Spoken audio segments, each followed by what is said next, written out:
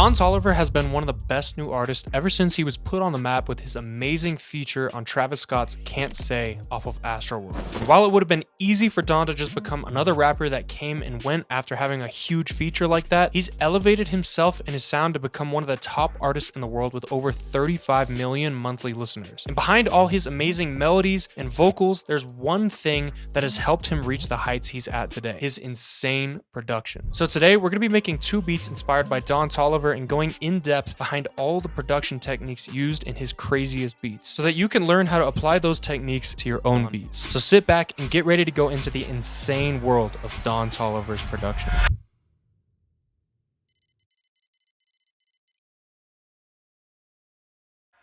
When I think of Don Toliver's beats, a few key elements come to my mind: unique synths, wavy guitars, and bouncy, hard-hitting drums. We're gonna get into all those things as we go on in this video, but to start out, I wanted to take some inspiration from the synths on one of my favorite recent Don Toliver records, No Pole.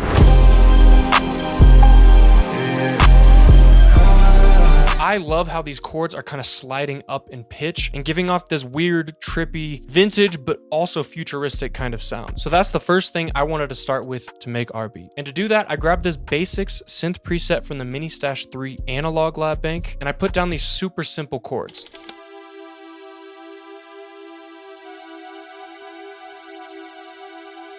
So as you could hear there, the synth sounds kind of cool, but it's not very interesting. Part of that is because the pattern is so bare bones. It's literally not even playing a full chord right now. But essentially what I did to make it interesting is I moved the pitch wheel on my MIDI keyboard as the synth was playing like this.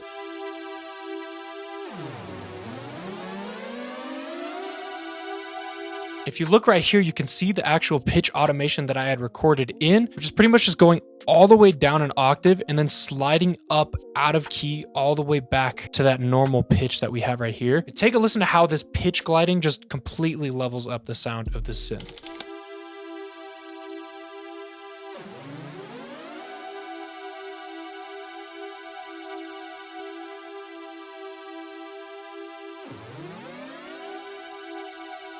Anyways, once I had that main layer, I took it and duplicated it down one track and half sped it so that it's playing in 2 different octaves on top of each other just to kind of thicken it out a little bit. And then I grabbed this pedal key preset from Mini Stash 3, which is essentially like a guitar pedal texture in preset form. And I layered in some super similar dark chords on top of those 2 main layers, along with a synth bass. And with all that together, you get the foundation for this melody.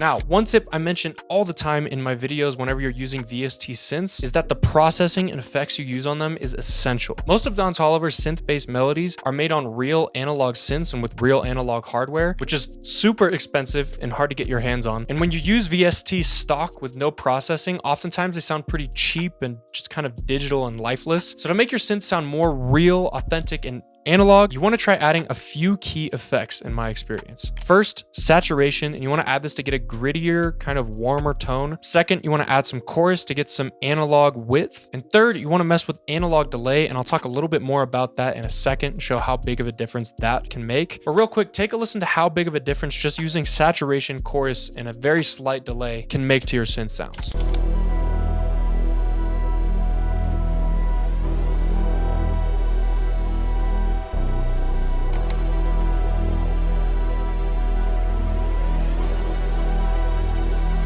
Now, the plugin that I use to do this is currently unreleased and in development, so keep your eyes out for that Kavi plugin soon. But you can use plugins like H-Delay and the Mooger Fooger pedals to help make your VST synths sound like they're actually played on a real live synth. Anyways, once I had the foundation down with those chords, I wanted to add some kind of interesting sound to really set it off and catch your ears like Don Toliver's melodies always do. And as I was kind of going through ideas, I stumbled upon this preset in the Mini Stash 3 analog lab bank. And on accident, I played one note and I was kind of moving the pitch wheel and it sounded really weird and really cool. Then I put some effects on it and it just completely went next level. And I'm going to show you all the processing and how I made this sound in a second. But first, take a listen to it.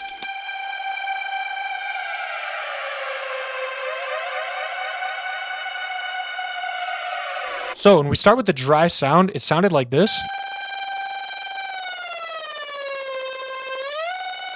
which sounded cool, but it was super harsh. So I knew I had to work with some effects to get it to fit in the mix. So the first thing I did was I added a chorus with the mix on 100%. And this is essentially acting as a detune. So the depth right here is controlling how big a pitch modulations are going on or how big the detune is. And the rate is controlling how fast it is. Then the next thing I added was this delay right here, and it turned up the modulation depth, which is essentially detuning the delay frequency. And I turned the feedback up super high and the mix up super high on this to give off this big delay throw analog kind of sound.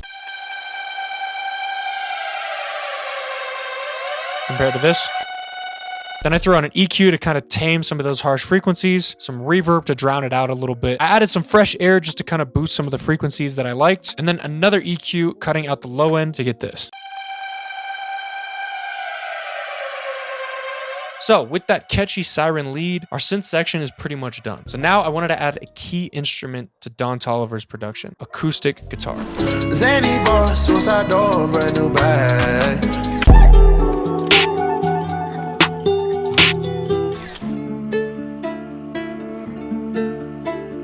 Don's sound just works so well with these guitar vibes, so I had to add a section with guitar in. If you listen to Flocky Flocky, you can hear that there's this interesting synth intro that drops into the main guitar loop of the song.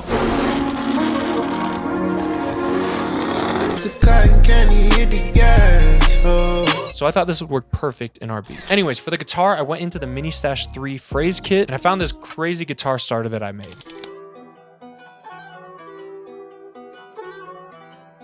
This fit the vibe I was going for perfectly, but instead of just going ahead and building on top of that, I want to show you how I actually made that starter, because I did a technique that I don't always use all the time. And I don't actually have the exact project file, but I can walk you through my mindset of when I made that. So essentially what I did is I just dragged in a bunch of random live guitar recordings on top of each other that are not necessarily supposed to be playing on top of each other, but that are all following the same key, chord progression, all that kind of stuff. And then you get something super busy that sounds like this. Which does not sound very good at all. So the first thing I'm gonna do to make a little bit more space is just pan some of these recordings left, some of them right. Already sounds a little bit bigger. Since this is a kind of simple melody, I might have this as a main one and maybe half speed one of these melodies so that it's not taking up as much space. Cool, so now we get something like this. Which still sounds like a lot, but I'm just gonna bounce this all down into one audio file, and then we're gonna take this and resample it. So we just drag that into a sampler, turn on slice, and then turn it to beat divisions, and let's put it on 2 right here. And then I just kind of move the pitch wheel around and try to find chops on my keyboard and see how I can come up with a cool little pattern. Just like that. And by doing that, you get that chopped, sampled kind of sound that you can hear Wanda Girl using a lot in her work with Don Toliver. By the way, if you're looking for those live instrument phrases to really level up your melodies and just kind of ditch those super robotic VST sounds that everyone has, you've got to check out Mini Stash 3. It's got over 100 of these live instrument phrases, live synth phrases, vocal chops, and all that for only $7. Not to mention, every single synth sound that you've heard so far is from the Mini Stash 3 as well. So for the price of your next Starbucks order, you can get over 3.4 gigabytes of new sounds, presets, phrases, all that. That'll give you a ton of inspiration, and you even get a $15 gift card with it, so it's kind of like you're profiting off of buying it. You can grab that in the first link down below if you're interested. But anyways, back into the video. Once I had all those ideas down, I wanted to add another sound that always comes to mind whenever I think about Don Toliver's production, a plucky synth bass. Oh, you can get comfortable with it. I hit the road and had a double. I had to sit you down to talk about it. It shows me. I love that kind of bass, especially on Can't Feel My Legs, so I knew I had to do the same thing in our beat. So I grabbed this super plucky synth bass from Analog Lab, made this bouncy pluck pattern, and then on top of the bass, I layered in a subby 808. So there's an 808 and a bass playing at the same time because I wanted the fullness in that low end that an 808 has, but I wanted that character and sound of that analog synth bass.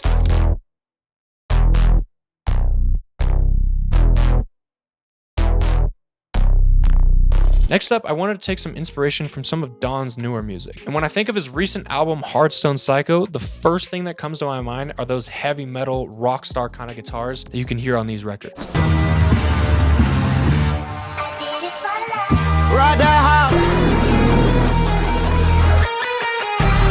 This was such a fresh sound for Don, and I think just rap in general, and I really just like the whole attitude that it gives these songs on that album. So without completely switching up our whole idea into a rock beat, I wanted to incorporate that sound by just playing in some low bass notes on my electric guitar and then distorting the hell out of them to get that gritty electric guitar kind of sound while still fitting the progression and idea we have going right now.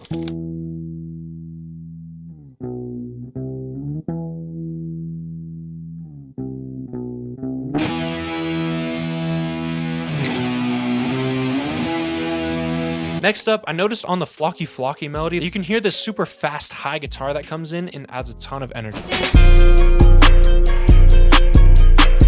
I feel like that repetitive fast feeling of that guitar adds a bunch of bounce and energy to the track. So I replicated that by taking this guitar soundscape from Mini Stash 3. And then I sped it up about twice as fast and pitched it up a whole octave, and then you get this.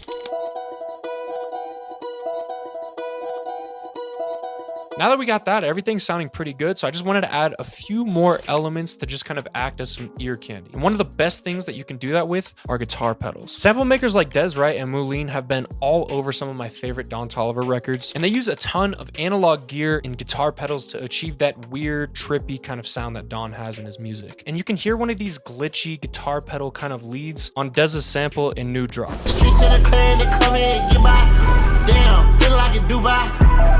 So to get some of that unique guitar pedal kind of texture, I ran the whole entire melody through my Chroma Console guitar pedal, which essentially I'm using to saturate it, delay it, and reverse the audio. Take a listen.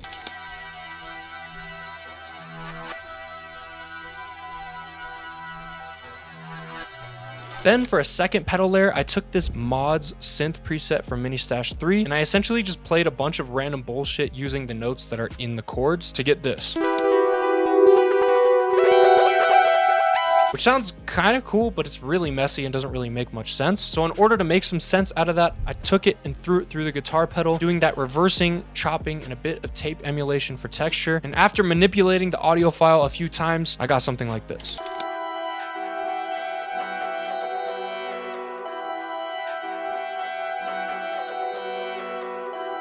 Once I had that, the melody was done. And it has a ton of different sounds, partly just to go OD so I can show you guys a bunch of different techniques for this video. But one thing I noticed in Don's production is that his melodies are usually pretty simple, and they leave a lot of space for his vocal to kind of shine. Since he has such a melodic sound, I feel like if you crowd the melody, there's not any top line space for him to be the star of the show. So the key to having a lot of layers and ideas like this in your melody is to arrange them out into a lot of different sections instead of trying to cram them all together in one part. And a good rule of thumb is sticking to somewhere around 3 or 4 sounds per section of the melody, which you can see that I did in our melody here. All right, so you can see the main arrangement right here, and while it looks like there's more than 3 or 4 layers playing at a time, it's because it's really just one sound layered multiple times. Like, these are all the same synth chords. These are the same guitars, just in different octaves, etc. But right here we have the lead, synth chords, bass. Right here we have one element, the guitar. Then right here we have guitar, synth chords, bass. Right here we have one pedal layer, synth chords, and electric guitar right here. Then we have that fast guitar, one pedal layer, and the bass right here. So there's never too much going on in one specific section of the melody. Anyways, now that that melody is completely arranged out and finished, it's time to get into another essential part of Don's sound: unique,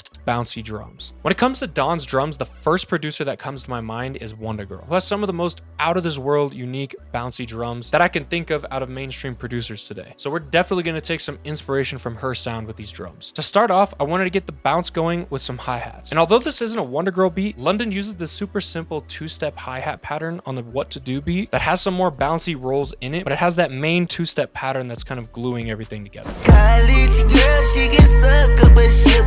So started our drums with a simple clap and 2-step hi-hat, just kind of adjusting the volume every other hi-hat to give it that more human, bouncy kind of sound. But then I wanted to make the hi-hats more unique, and I took some inspiration from Wonder Girl's drums on No Idea. Listen to the hi-hat specifically. It's almost like you can hear 3 or 4 different hi-hat sounds playing throughout the pattern. So my plan was to have that main 2-step acting as the foundation, but then add in some bouncy ear candy here and there using rolls with different hi-hat sounds. Reason being, when you use multiple different hi-hat sounds instead of just one in one pattern, it kind of gives the illusion that it's bouncier than it really is, because it's not just the same sound hitting over and over again. There's a little bit more variety going on, kind of bouncing in between your ears.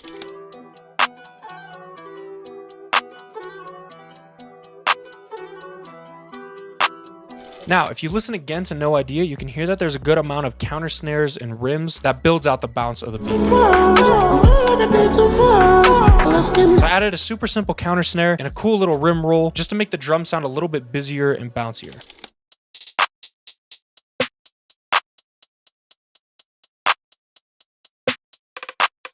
Next up, another key part to Wonder Girl's drums are hard-hitting kicks and 808s. She always goes crazy with these, and one of my favorite examples is on Don's breakout song, Can't Say, off of Astroworld. You can hear super clearly in that record that the kick is super hard hitting, and the 808 has this cool stop and go kind of pattern. Making the 808 go silent like this randomly throughout the pattern just adds to this super bouncy kind of feeling that Wonder Girl's drums have, compared to when you just let the 808 play all the way through. And Wonder Girl's beats often have super crazy kicks with kick rolls and a bunch of bouncy kick hits. So for this part of the beat, I wanted to go a little crazy, and I put down this super OD kick pattern and this stop and go 808 pattern. So I want you to take a listen to how the 808 and the kick are kind of playing off of each other.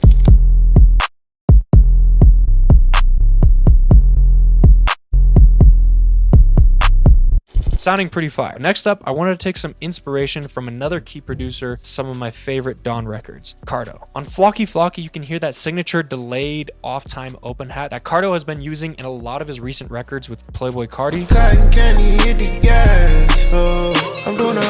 And if you listen to No Pole, you can also hear Cardo's signature, a cowbell being used.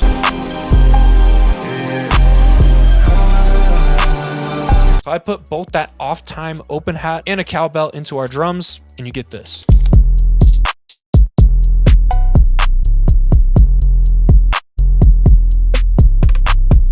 Next up, I just wanted to add a few changes to sound selection for different parts of the beat, just to keep the beat evolving a little bit, having new sounds coming in and out without doing a full drastic drum switch up. One of the best ways to do this is changing out the main clap or snare sound. So for the B section, I brought in a rim shot instead of that clap. And another sound you can try it with is the main bass or 808 sound. And on this beat, I actually have 3 different sections. One with that Wonder Girl type stop and go 808, one with that plucky bass that we made earlier in the melody. And then the third section, I have this hard hitting spins 808 come in whenever those Hardstone Psycho electric guitars come in, and you'll hear how those 3 sections sound all together later on in the video. But for now, I wanted to switch it up and dive into the wavy side of Don's production. Got 2 girls in it. Hold my Glock when I'm in the club. This bouncy melodic stuff he's on recently has been hitting super different for me. So I wanted to do the second beat with his more bouncy melodic sound that he's been on. And for some reason, instead of starting 100% from scratch in this beat, I felt like starting with an idea that I had already made. On songs like Glock and Bus Stop, he uses a sample as the main foundation for the beat. And both these samples have a smooth R&B vibe with vocals. So I went into the loop folder of Mini Stash 3 and just started digging around looking for a loop that had vocals and that R&B kind of feeling. And I found this loop.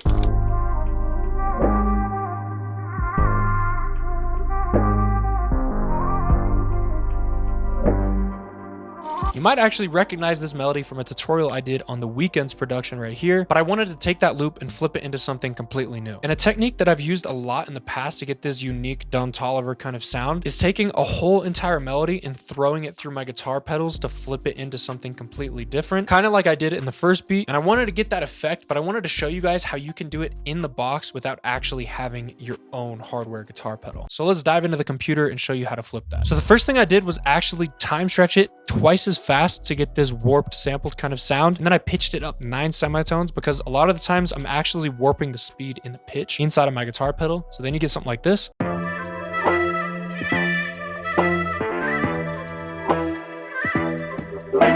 Which is cool, but that's not where the sauce is. So what I did then is I bounced this down into place, and then I chopped it every single quarter beat like this. Then once you have all of that chopped, what kind of happens, at least on my guitar pedal, is it kind of reverses stuff but chops it so it stays relatively in the same order that is being played. So to add that choppiness to it, I'm gonna get rid of the first half of all this right here, and then I'm gonna drag everything over like this so it's all playing twice as fast. Then you get something like this,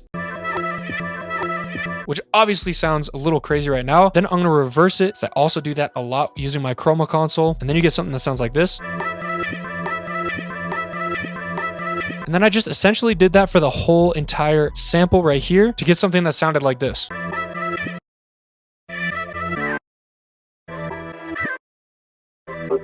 And the reason that I have this pause every half bar here is because I knew that I was going to throw halftime on this in order to slow it down. And then it's also going to carry out and play throughout that space right there.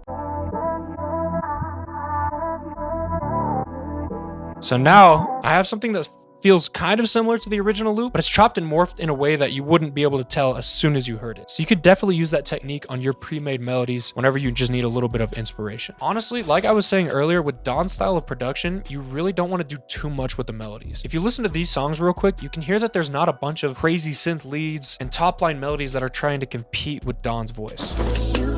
Oh my God, when I'm in the club, it's a rock. Honey, 20 mil, make it cash on me.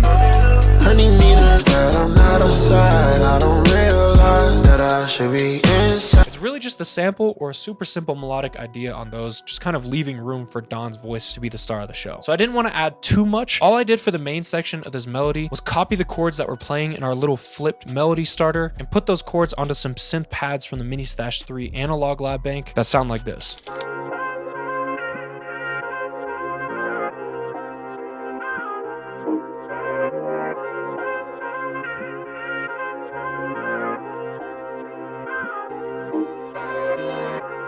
So as you can see, these chords are actually pretty simple. It's literally just a 2-chord progression. But the reason that it has such a sexy R&B kind of vibe is because of this note right here, which is technically out of key. So if it was in key, we would have this note playing right here, and the progression sounds like this, just a little bit more emotional.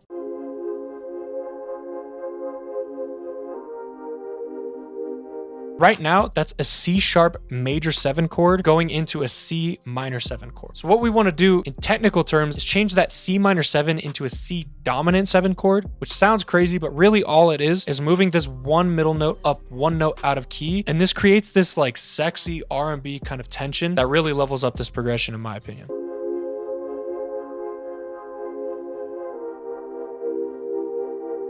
Right? That compared to this.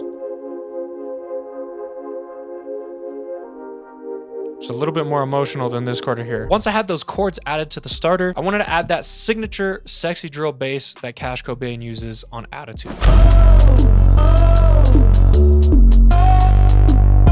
When you add that in with the melody, it sounds like this.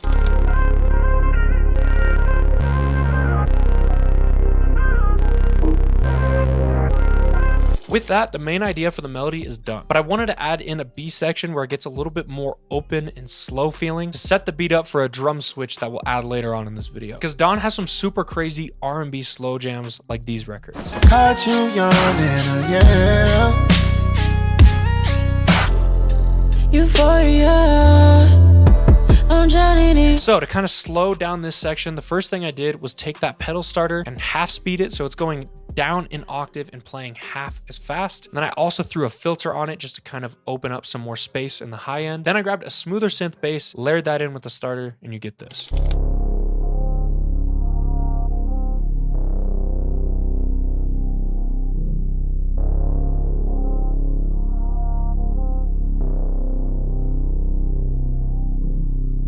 Then to fill it out, I grabbed this one shot from Mini Stash 3 that I actually recorded on my Prophet 10, which is one of my all-time favorite synths that has this super rich, pure analog tone to it. I thought that would work perfectly to fill this section out. So I played those same chords we've been using for this entire loop, layered it in with those reverse synth chords from earlier, and you get this.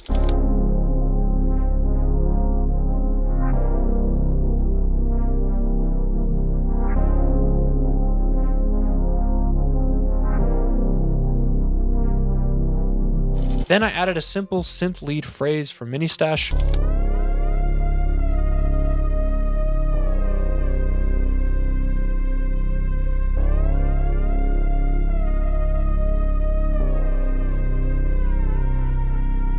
And lastly, for the melody, I wanted to take some inspiration from one of my all-time favorite Don Toliver tracks, Company. I love that euphoric synth sound and all those reverse elements, even the reverse bass 808 kind of sound, everything just works perfectly in this song. So to get a similar sound, I grabbed some synth lead from Mini Stash 3, played in a little pattern and then reversed it. And then I also put in this really OD 808 pattern, chopped it and reversed that to get that reverse sound. And if you take a listen to before and after, you can see how it gives off that Company kind of sound.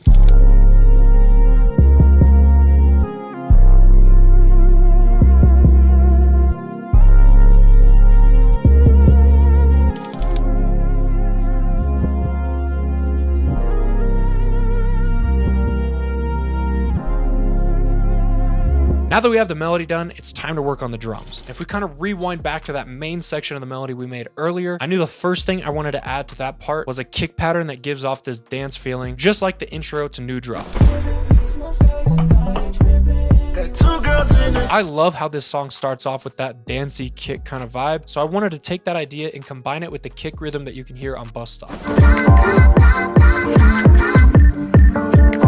This is that classic Jersey club kick pattern, and Don has been using that new sexy drill Jersey kind of vibe a lot in his recent music. So I used that same type of kick pattern for the intro, and you get this.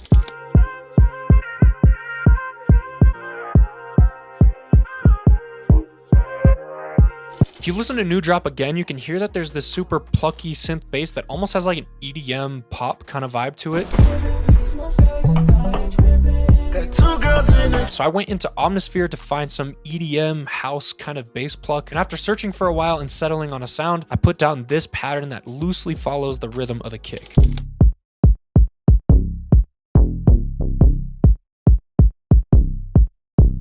Once we had that, I wanted to add in some hi-hats and percussion that give off that sexy drill Cash Cobain kind of sound that you can hear on Glock and Attitude.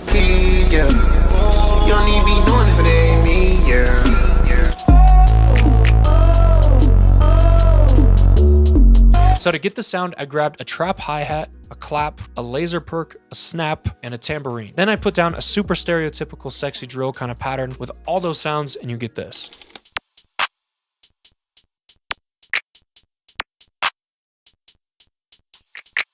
Next up, for the hook section, I wanted to take some inspiration from Bus Stop again. If you listen to the hook of that song, you can hear that whenever Don says love, that word is chopped to hit every single quarter beat, and it gives this bouncy dance kind of feeling. So I got that same kind of effect by grabbing this breath vox chop and adding a quarter note delay on it so it's hitting every single beat. And when you combine that with the kick and all the other drums, you get this.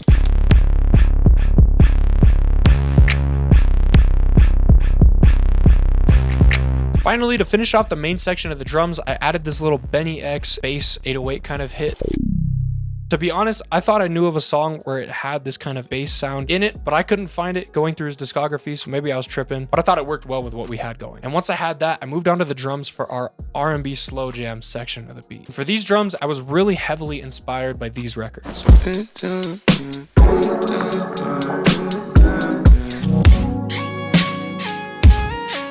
We're going to 5 minutes.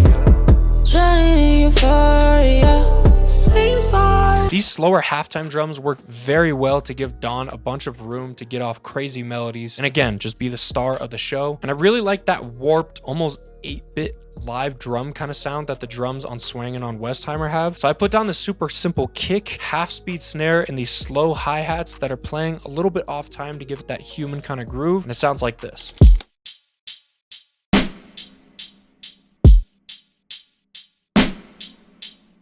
Bounce is right, but the feeling's not quite there yet on these drums. I wanted to have that kind of retro 8-bit 80s kind of sound to it. So I added on reverb, a ring shifter, which is pretty much just panning stuff and adding this filter sweep kind of effect. And then an essential plugin, Decimort 2, which I normally use as a filter, but if you turn off this images filter button, it actually bit crushes the audio to give it that 8-bit kind of sound. Anyways, I added those effects and then I layered in 2 live drum loops that I half sped just to fill out the drums and make them feel a little bit more natural and human. When you add all that together, you get this.